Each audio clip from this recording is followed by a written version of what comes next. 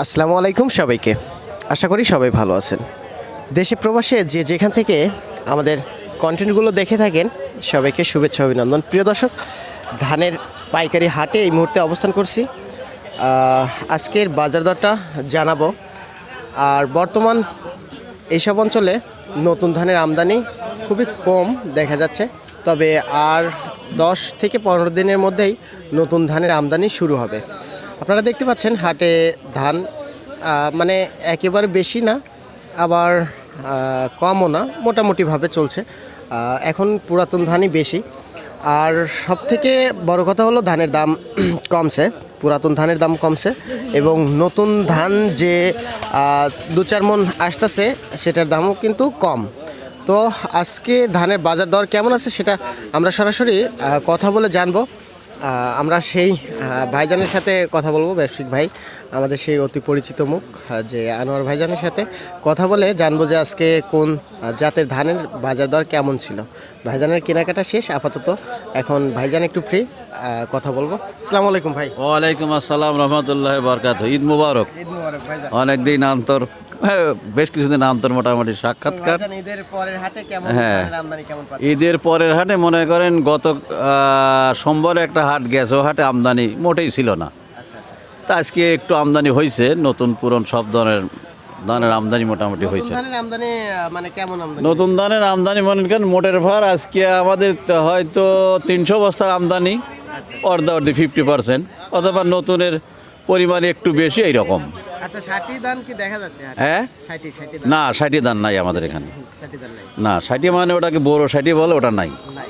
না 28 ধান কি হ্যাঁ 28 ধান উঠছে আজকে, ওটা আপনার যেটা শুকনা সেইটা গেল হইলো 1150 টাকা বাজার, নতুনটা? নতুনটাই উপর হাইস্ট। আর আমরা 1020 টাকাতে এখন হয়েছে কি মনে করেন নতুন ধানে তো বাজার স্টেশন নাই, কেউ ভিজা, কেউ আধা ভিজা, কেউ এই রকম।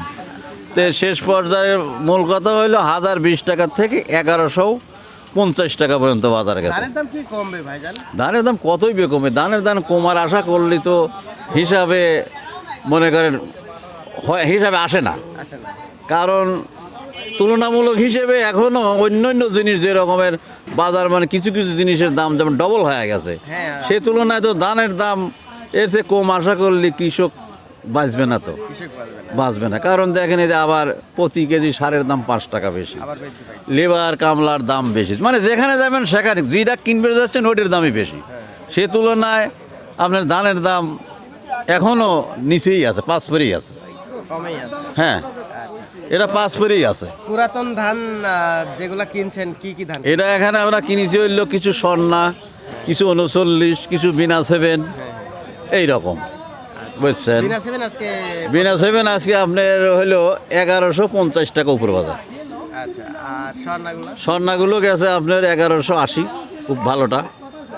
হ্যাঁ 1180, আর 39 গেছে আপনার 1200 থেকে 1210-20। পুরাতন 29 গুলা? পুরাতন 39, 29 একজন আনছিল, ওটা ভালো না, ওটা বাজার বলা যাবে না, আমদানি নাই, ওটা পুরা গেছে। হঠাৎ মঠাৎ আসে ওটা, আর এখন মনে করেন ওই নতুন হিসেবেই ওগুলো চলে যাচ্ছে 10-20 টাকা। সিলেটের ওই সাইডে তো ধানের নতুন ধানের আমদানি শুরু হয়েছে। হ্যাঁ হ্যাঁ, তো আপনারা দূরের বাজার আমি একটু জানি, যেহেতু আমাদের আশেপাশে আছে। এর আগে শুনছিলাম মনে করেন আপনার আমাদের এখানে আসে 1050 থেকে 60 টাকা পরে, এখানে আসে পরে। হ্যাঁ, গাড়ি ভাড়া সহ তাতে 1050 থেকে 60 টাকা পরে। কিন্তু ওদের ধান আমাদের ধানের চাইতে অনেক মান কম বেশ। ওদের চাউলবি 1 মণে 22 কেজি, আমার 1 কেজি চাউলবি 25 কেজি।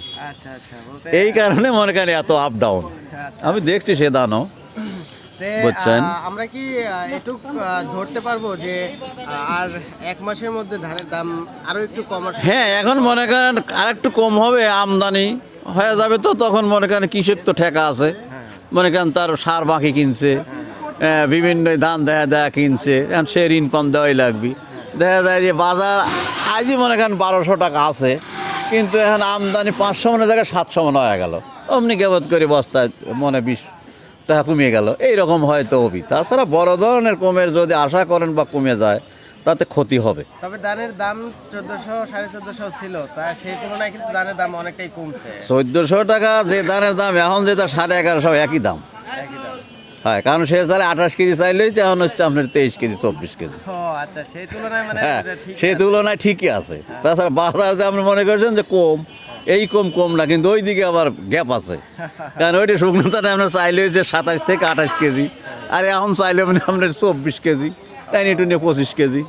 তাহলে ওখানে 3 কেজি চালের দাম এমনি 200-150 টাকা আপ ডাউন। এই হিসেবে এখনও মোটামুটি ঠিকই আছে।